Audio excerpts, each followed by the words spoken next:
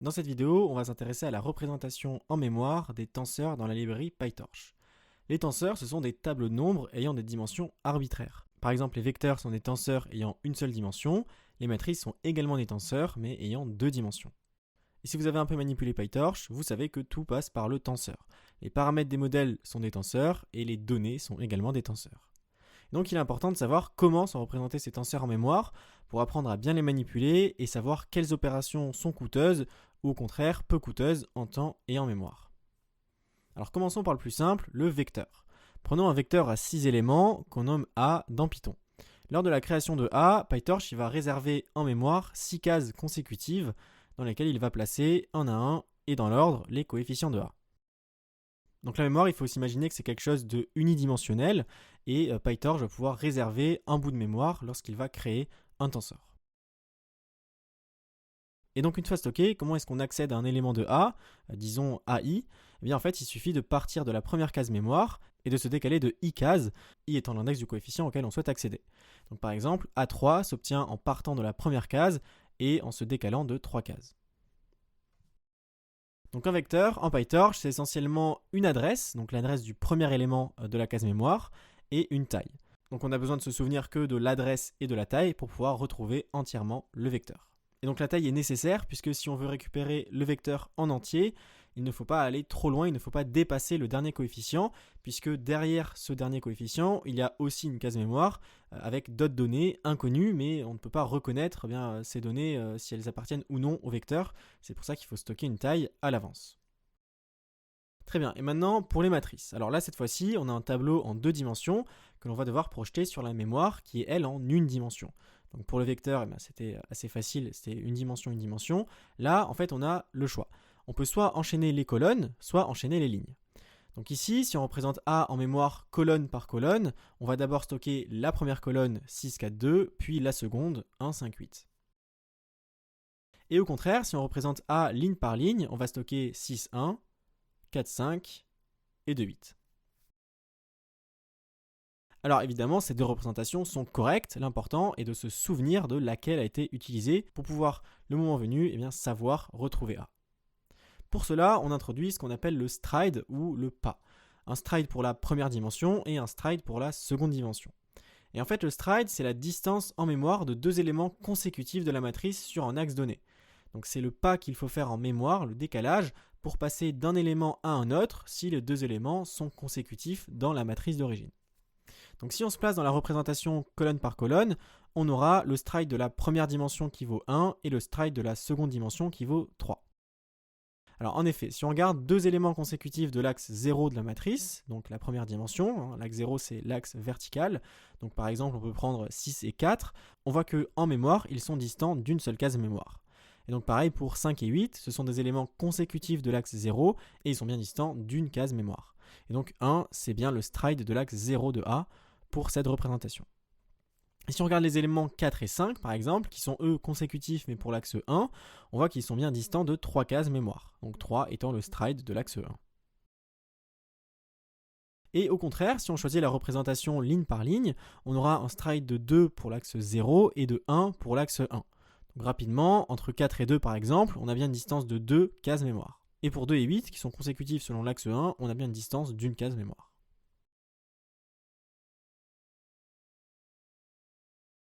Donc une matrice en PyTorch, c'est un espace mémoire qui stocke les coefficients, ainsi qu'un petit groupe de données, les métadonnées, qui nous disent comment interpréter ce bloc mémoire. Une adresse, donc l'adresse de la première case, deux tailles, puisqu'il y a deux dimensions, ainsi que deux strides, dont l'un vaut forcément 1.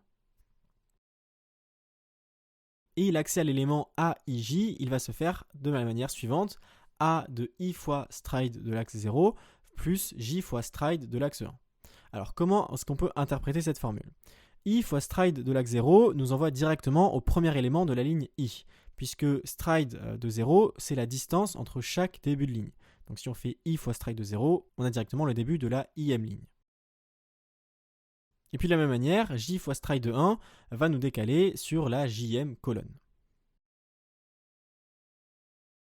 Alors reprenons notre matrice 3,2 dans sa représentation ligne par ligne, donc avec un stride de 2,1, et imaginons qu'on va accéder à l'élément 8, donc l'élément A de 1. On va devoir déjà se déplacer sur la bonne ligne, c'est-à-dire la troisième ligne, et donc pour cela on se déplace en mémoire de 2 fois stride de l'axe 0, c'est-à-dire 2 fois 2, 4. On tombe bien sur 2, le premier élément de la ligne que l'on souhaite. Et ensuite, une fois qu'on a atterri sur la bonne ligne, on va se déplacer pour aller sur la bonne colonne, ici la colonne 1. Donc pour ça, on va se déplacer en mémoire de 1 fois stride de l'axe 1, c'est-à-dire 1 fois 1 égale 1. Donc on se déplace d'une case et on tombe bien sur 8. Alors tout ça, on n'a pas besoin de s'en préoccuper en PyTorch, mais si on est curieux, on peut aller inspecter ces attributs pour notre matrice A. Pour accéder à l'espace mémoire dans lequel sont stockés les coefficients, on utilise la fonction storage. La taille, elle, s'obtient par size, ça c'est assez connu. Et enfin, les strides s'obtiennent avec la fonction stride. On remarque d'ailleurs que de base, PyTorch stocke par défaut les matrices ligne par ligne, puisqu'on a le stride qui vaut 2, 1. Alors une fois qu'on a vu comment ça se passe pour les matrices, eh bien c'est exactement la même chose pour des tenseurs de dimension arbitraire, seulement on aura une taille plus longue puisqu'on aura une taille par axe, et de même pour le stride, il faudra spécifier un stride par dimension. Mais sinon, l'idée est la même, PyTorch va stocker en mémoire le tenseur axe par axe. Donc par exemple pour ce tenseur de 3 dimensions, l'axe 0 c'est l'axe vertical, l'axe 1 c'est l'axe horizontal, et l'axe 2 c'est un peu l'axe de profondeur. Ok, très bien, on sait comment sont représentés les tenseurs en PyTorch, mais bon, concrètement, à quoi ça sert? Alors revenons à la matrice A de tout à l'heure et faisons l'opération B égale à transposée de A. Alors comment ça marche? On pourrait se dire, les données de A sont copiées et mises dans le bon ordre pour former la matrice transposée B. Mais en fait, en réalité, on ne touche pas du tout aux données, on ne les regarde en fait même pas. Ce que fait PyTorch, quand on lui demande de transposer une matrice, c'est simplement de modifier les métadonnées qui lui sont rattachées. On a vu la taille et le stride. Donc comme ça, il n'a pas besoin de se préoccuper des données stockées en mémoire. Alors comment ça se passe? Eh bien en fait, pour créer B à partir de A, il suffit tout simplement d'inverser les tailles et les strides de A sans toucher donc aux données. Donc regardons A dans sa représentation ligne par ligne. Donc la taille elle vaut 3 par 2 et le stride 2, 1. On va essayer de recréer B justement en inversant la taille et le stride. Bon, pour l'inversion de la taille, c'est évident puisque B est la transposée de A, donc comme A est de taille 3, 2, et bien B va être de taille 2, 3. Et maintenant, si on inverse le stride, donc on aura maintenant un stride de 1, 2. Donc on va essayer de voir si on remplit la matrice B à partir donc, de la mémoire et de ce nouveau stride, qu'est-ce qu'on obtient.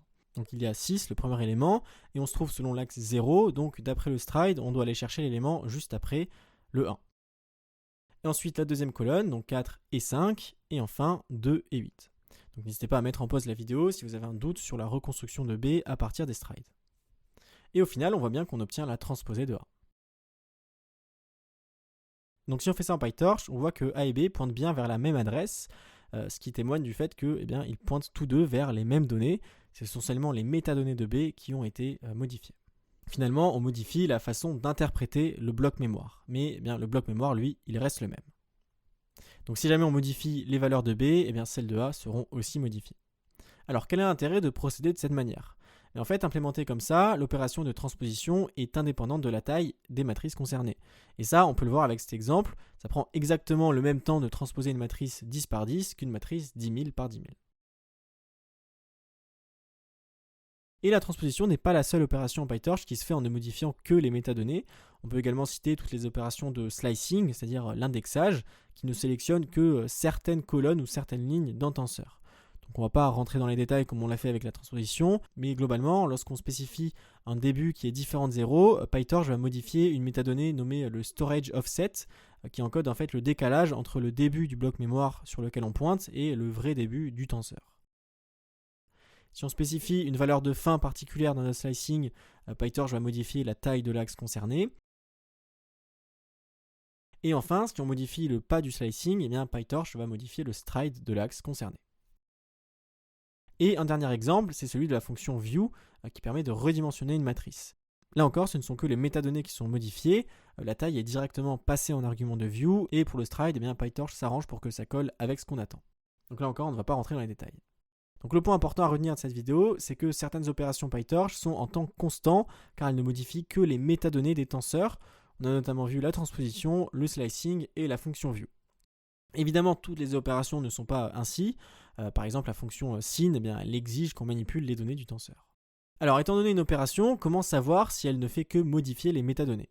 Alors, soit on mesure le temps pris par cette opération sur des matrices de taille différentes, soit on regarde si le tenseur obtenu en sortie pointe vers les mêmes données, et ça on peut notamment le faire en modifiant le tenseur de sortie et en regardant si le tenseur original a été modifié. Donc ça aussi, ça peut être quelque chose qui, en général, témoigne du fait que seulement les métadonnées de B, enfin les métadonnées du tenseur de sortie ont été modifiées. Bon, et puis en pratique, on s'habitue et puis on finit par connaître, ou bien même déceler quelles opérations sont en temps constant et lesquelles ne le sont pas. Alors avant de terminer la vidéo, il y a 2 points importants à noter. La première, c'est que pour faciliter la compréhension, on a choisi de travailler avec des matrices qui possèdent des coefficients entiers, donc des torch.int64 par défaut. Ça veut dire que la taille de chaque case mémoire dont on parlait, c'est la place que prend un int64 en mémoire, donc c'est-à-dire 64 bits ou 8 octets. Et si jamais le type change, par exemple si on avait pris des int32, chaque case serait plus petite, de taille 32 bits. Et c'est la même chose si on stocke des flottes 32, des flottes 16 ou autres. Donc ce n'est pas du tout important pour comprendre ce qu'on a vu, mais c'est utile de le préciser. Et enfin, on l'a vu, PyTorch stocke les matrices en mémoire ligne par ligne. C'est-à-dire qu'il stocke la première ligne, puis la seconde, etc. Et en fait, pour un tenseur ayant un nombre quelconque d'axes, là aussi, PyTorch va stocker ce tenseur en mémoire ligne par ligne, d'axe en axe, ce qui fait que le stride aura une forme particulière, il sera en fait entre guillemets décroissant selon les axes. Ouais, en fait, cette configuration par défaut, elle est assez importante puisque c'est ce qu'appelle PyTorch une configuration contiguë. Un tenseur en PyTorch est dit contigu si sa représentation mémoire correspond à un rangement par défaut, axe par axe. Donc il ne faut pas interpréter le mot contigu en pensant que c'est le bloc de mémoire qui occupe une place contiguë en mémoire. Ça c'est vrai en fait pour tous les tenseurs. Contigu, voilà, c'est la représentation spéciale en mémoire. Donc par exemple, si on prend une matrice qui est stockée sous forme contiguë et qu'on la transpose, puisqu'on modifie son stride, on l'a vu, mais la matrice transposée ne sera plus contiguë. Alors est-ce que c'est un problème ? Bien en partie oui, puisqu'il existe des opérations en PyTorch qui nécessitent d'avoir un tenseur contigu. C'est le cas par exemple de la fonction view. Donc si jamais on a transposé une matrice et qu'on veut ensuite appeler dessus la fonction view, on est obligé de passer par la fonction contiguous qui va recopier les données dans la représentation canonique de PyTorch. Et ça, c'est notamment ce qu'on fait lors de l'opération d'attention en PyTorch, lorsqu'on code un transformer. On a besoin de transposer les scores d'attention après les avoir calculés et on veut par la suite changer la taille de ces scores. Donc on est obligé d'appeler la fonction contiguous. Alors pourquoi doit-on privilégier cette représentation contiguë ? En fait, cette représentation, elle se prête bien à certaines optimisations du calcul sur GPU. On en parlera peut-être plus tard sur la chaîne, mais avec cette représentation, on optimise l'accès à la mémoire avec ce qu'on appelle notamment des accès coalescés, c'est-à-dire des accès à des données qui sont proches en mémoire. Et ça, ça tire une meilleure partie de la bande passante des GPU. J'espère que cette vidéo vous a plu et qu'elle vous aura aidé. N'hésitez pas à liker et à laisser un commentaire.